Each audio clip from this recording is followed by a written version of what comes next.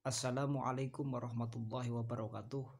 Sahabat milenial Indonesia yang cinta terhadap NKRI, kembali lagi bersama saya di Naufalusini Channel, dan jangan lupa subscribe, like, dan share yang positif untuk kita bersama-sama membangun sistem yang berlandaskan kepada Pancasila, menjaga nilai ukhuwah Islamiyah yang rahmatan lil alamin, yang bisa mempunyai jiwa kasih sayang.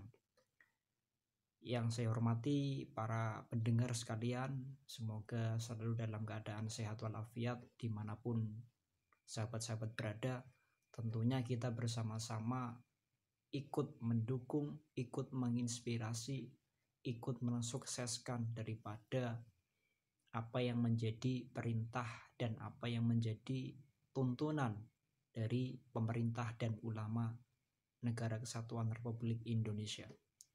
Baik, ketika kita sedang mengalami fenomena yang sedemikian rupa ini, yang pada saat ini kita melewatinya bisa disebut sebagai zaman digital. Kalau kita bisa artikan zaman digital yang dimaksud seperti saat ini, mungkin kita bisa menyebutkan adalah yang pertama, zaman yang serba cepat, efisien waktu yang serba mudah, kemudian fasilitas yang sudah sedemikian rupa ini secara mudah dan cepat kita dapatkan. Seperti contohnya, ketika kita mengadakan sebuah acara di mana untuk menghadirkan orang banyak, dalam 1 jam misalkan sudah terkumpul 100 orang, 2000 orang. Itu memakai daripada fasilitas digital, karena kita tahu sendiri bahwa zaman ini semakin berkembang. Yang perlu kita sadari dan perlu kita jaga ketika kita sudah mengalami zaman yang berkembang ini, zaman yang penuh dengan dunia persaingan, dunia digital ini, kita perlu menyiapkan ada 3 poin.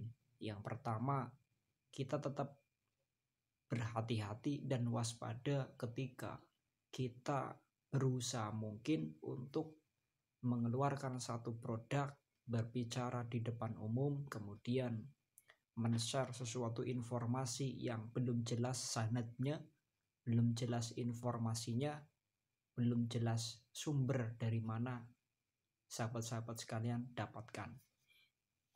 Nah, yang kedua, ketika zaman yang digital ini, kita dituntut sebagai generasi yang akan meneruskan bangsa ini, yang tentunya mencintai dan menjaga dari nilai-nilai Pancasila ini, kita diharuskan, bahkan diwajibkan agar terus selalu mengkampanyekan paham-paham yang humanis, yang penuh dengan kasih sayang, yang penuh dengan kepedulian terhadap sesama. Ini artinya kita dituntut supaya peduli terhadap sesama, bukan hanya sekedar kata-kata, akan tetapi perbuatan kita, daripada apa yang kita tunjukkan, apa yang kita kampanyekan itu mempunyai daripada hasil yang kita targetkan, yang kita cita-citakan. Jadi begitu, ketika kita melewati zaman dunia digital ini, sahabat-sahabat sekalian, kita perlu sadari bahwa ketika zaman serba mudah ini, dengan instannya, dengan gampangnya, dengan mudahnya, begitu kita sebut, maka yang harus kita lakukan selain mengkampanyekan paham-paham yang humanis, yang mengarah kepada haluan kita Pancasila dan Undang-Undang Dasar 1945, yang ketiga adalah pendekatan sosiologis. Pendekatan sosiologis di sini maksudnya adalah kita harus mendekati suatu problem-problem yang harus kita selesaikan dengan cara-cara yang logis, dengan cara-cara yang sosiologis, yang sesuai dengan keadaan. Sesuai dengan keadaan apa? ketika kita mendekati sesuatu hal yang mungkin dianggap kurang pas, kita coba bersama untuk bisa meluruskan dengan apa? Dengan sesuai jalur. Misalkan ketika ada sesuatu penyelewengan ataupun kesalahan, kita sebagai generasi muda tidak ada salahnya untuk bersama-sama ikut meluruskan, ikut membetulkan, ikut memahamkan orang-orang yang masih belum sesuai dengan jalurnya, belum masuk dalam golongan yang dianggap benar, seperti itu. Jadi begitu sahabat-sahabat. Yang kedua, ketika kita membekali diri kita untuk selamat daripada zaman dunia digital ini, agar nantinya ketika zaman semakin bersaing, semakin berubah, tidak cukup dengan hanya sekedar kita hafal dan menguasai adanya gadget, adanya aplikasi, adanya sistem IT, akan tetapi apa yang kita kuasai tersebut kita ajarkan kepada orang-orang yang bisa kita percaya untuk bisa meneruskan. Semakin banyak orang-orang yang berhaluan dan ikut kepada golongan yang ikut menyelamatkan ketertiban, kedamaian, kemudian kampanye yang penuh dengan cinta, kepedulian terhadap sesama, itulah yang harus kita lakukan, seperti itu. Dan yang ketiga, berbicara tentang zaman ini, tentunya di gadget saja ini sinyal ataupun daripada versi beberapa gadget yang sudah dikeluarkan saat ini sangat luar biasa sekali. Bagaimana semakin bertambahnya hari, semakin bertambahnya tahun, ini persaingan di antara gadget informasi ini sangat luar biasa sekali. Jadi begitu. Akan tetapi ketika kita sebagai kaum pelajar, kaum yang misalkan mencintai, lebih menyukai produk-produk instan, alangkah lebih baiknya kita belajar, kita ikut belajar bersama melalui referensi, melalui edukasi daripada apa yang diajarkan para guru-guru kita, dengan langsung berusaha untuk belajar kepadanya, seperti itu. Atau mungkin ketika kita bisa lebih mudahnya kita dalam dunia akademis, kita bisa belajar lewat dosen-dosen kita, lewat guru-guru kita. Dengan cara apa? Dengan cara mendapatkan suatu informasi yang itu kita punya bahan ajarnya, atau punya buku-buku yang terkait dengan apa yang kita pelajari. Akan tetapi ketika kita belajar kepada hal-hal yang berseberangan, tidak sesuai dengan konstitusi, tidak sesuai dengan Pancasila, tidak sesuai dengan aturan daripada haluan ideologi kita, itu harus kita ingatkan apabila ada orang-orang yang belajar golongan-golongan yang menyimpang, seperti itu. Jadi begitu. Kita bisa belajar lewat ulama-ulama Nusantara, seperti halnya ketika zaman dahulu ada satu peristiwa yang sangat menarik, bagaimana Sunan Kalijaga mendekati masyarakat melalui pendekatan-pendekatan yang sosiologis, yang itu tentunya tidak mudah bagi orang biasa untuk melakukan. Hanya bisa dilakukan oleh orang-orang yang sangat luar biasa dan sudah mencapai makomnya, yaitu tingkat derajat keilmuan, seperti itu. Nah, kemudian ketika sudah kita belajar kepada zaman digital ini, kita menguasai segala informasi apapun, tetapi jangan lupa bagaimana kita bisa mengingat sejarah ketika Indonesia ini dibangun atas dasar kebersamaan. Indonesia ini dibangun atas dasar persatuan. Indonesia ini diwujudkan dibentuk dan dilestarikan atas dasar persatuan yang berlatar belakang adanya sebuah perbedaan. Kemudian begini, ketika kita berbicara memandang jauh di wilayah sebelah timur, di wilayah sebelah barat, dari semenanjung Sabang sampai Merauke, Aceh sampai Papua, kalau kita berpikir dalam satu hari, itu tidak akan selesai berbicara tentang keberagaman sukunya, apa yang terkandung di dalam kekayaan alamnya, apa yang menjadi nilai daya tarik dari setiap masing-masing wilayah, seperti itu. Jadi ketika kita berbicara 1 jam pun berbicara tentang keunikan daripada apa istilahnya kekayaan alam, kekayaan budaya yang dimiliki oleh setiap daerah itu tidak akan cukup. Tetapi kalau kita mau belajar, kalau kita mau meneruskan daripada para pendiri bangsa ini, kita harus mulai dari sekarang. Karena kesempatan terbaik, kesempatan bagi kita tidak mudah kita hanya sekedar membaca tapi tidak melakukan.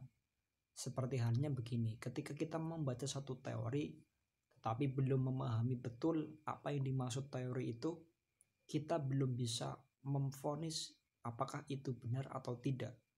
Tetapi kalau kita misalkan membaca satu teori yang artinya kita baca contohnya di kerajaan Demak Bintoro, di zaman para Wali Songo terdapat 9 para Wali Songo yang telah menyebarkan agama Islam, yang kita bisa disebut yang pertama ada di daerah Cirebon, Jawa Barat, itu ada Sunan Gunung Jati sampai kepada Sunan Kalijaga di Demak, kemudian Sunan Kudus dan Sunan Muria di Kudus, kemudian Sunan Maulana Malik Ibrahim, Sunan Bonang, Sunan Ampel, dan beberapa para wali-wali yang telah menyebarkan agama Islam lainnya. Kalau kita membaca satu teori saja, dalam 1 jam ada 100 halaman buku, kita mungkin bisa selesai. Akan tetapi ketika kita terjun langsung, apakah yang dimaksud dalam teori ini sesuai dengan keadaan yang di lapangan, kita bisa memvonis bahwa itu sesuai, bahwa wujud daripada apa yang disebarkan, apa yang didakwahkan para wali songo itu memang sangat luar biasa sekali. Bagaimana satu konsep ajaran satu agama yang diterima oleh segala macam golongan, kemudian mulai masuk ke dalam bangsa ini dengan jalur seperti yang diceritakan, bisa melalui sebuah pernikahan, perdagangan, perekonomian, maupun bidang-bidang lainnya seperti itu. Jadi kalau ada yang menanyakan bahwa apa yang menjadi keunikan daripada dakwah Wali Songo itu adalah bi'aini rohmah, memandang dengan kacamata kasih sayang. Kalau kita sudah memandang dengan kacamata kasih sayang, maka semuanya akan sejuk bila kita rasakan, akan damai bila kita lihat. Kita mungkin tidak bisa melihat secara langsung bagaimana para wali songo itu berdakwah, kemudian caranya seperti apa. Akan tetapi menurut informasi daripada guru-guru kita, daripada ulama-ulama Ahlus Sunnah wal Jamaah yang berhaluan kepada Pancasila dan NKRI ini, itu sangat luar biasa sekali. Kalau kita tarik ke daerah wilayah Pahlawan, ada di sana Pangeran Diponegoro, kemudian Jenderal Sudirman, kemudian ada juga yang ulama yang menyebar tentang Islam. Di sana ada Mbah Soleh Darat yang akhirnya punya seorang santri yang tidak jauh dari kata seorang. Bukan artinya seperti ini. Ketika kita berbicara para ulama-ulama seperti adanya Mbah Soleh Darat itu yang melahirkan seorang santriwati, yang melahirkan pahlawan nasional juga. Itu ada Raden Ajeng Kartini di daerah Jepara. Kemudian kalau kita melihat sejarahnya, Pangeran Diponegoro, terus kemudian Jenderal Sudirman, itu bukan orang biasa, itu orang yang sangat luar biasa. Keistimewaannya, kelebihannya, apa yang diberikan sang pencipta ini untuk membela, mempertahankan, ikut. Kemudian seperti ini, artinya ikut memahamkan, ikut bersatu, ikut menjaga ketertiban Indonesia ini untuk mencapai cita-cita bangsa ini, yaitu merdeka. Merdeka dari segala macam penjajahan, merdeka dari segala macam gangguan, hambatan, tantangan, dan ancaman dari berbagai macam golongan.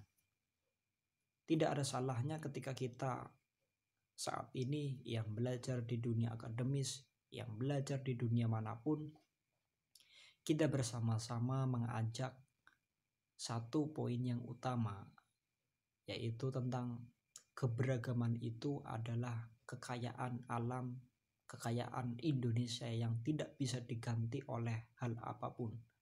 Karena keberagaman ini Indonesia ada, karena perbedaan ini Indonesia bersatu, karena keunikan, kekayaan alamnya yang tidak bisa dihitung dalam sekejap mata. Dalam 1 detik, 2 detik, sampai 1 jam pun kita tidak akan selesai. Inilah kekayaan alam yang harus kita jaga. Mungkin kita tidak bisa berbuat langsung, tetapi kita bisa berbuat lewat dunia maya yang sudah memfasilitasi kita. Bagaimana kita bisa mengkampanyekan paham-paham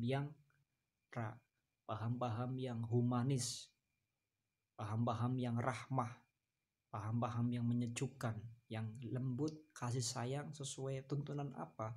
Tuntunan daripada para pendiri bangsa ini, seperti Insinyur Soekarno, Jenderal Sudirman, Pangeran Diponegoro, Raden Ajeng Kartini, kemudian beberapa pahlawan nasional lain dari kalangan yang berlatar belakang di seluruh wilayah Nusantara ini. Kemudian berbicara ulama-ulama juga, seperti ketika zaman Syekhuna Mbah Hashim Asy'ari yang ada di Jombang, kemudian ulama-ulama yang di daerah Nusantara ini, di Banten, di Pulau Sumatera, di Pulau Jawa, dimanapun mereka berada, cita-citanya adalah sama, yaitu ingin memerdekakan, ingin mempertahankan Indonesia ini agar tetap bersatu dalam sebuah keberagaman. Jadi begitu sahabat-sahabat, ketika kita tidak bisa berbuat secara langsung, kita tidak bisa berbuat dengan hal yang kita bisa lakukan secara langsung, kita bisa berbuatnya dengan apa yang sudah difasilitasi oleh dunia maya. Ketika dunia maya kita sudah bisa menguasai informasi, kemudian ikut menyebarkan paham-paham yang humanis, paham-paham yang rahmah, artinya yang penuh dengan kesejukan, kedamaian, itu akan melahirkan beberapa embrio dan akar-akar, bahkan sampai buahnya akan manis kita rasakan di masa depan.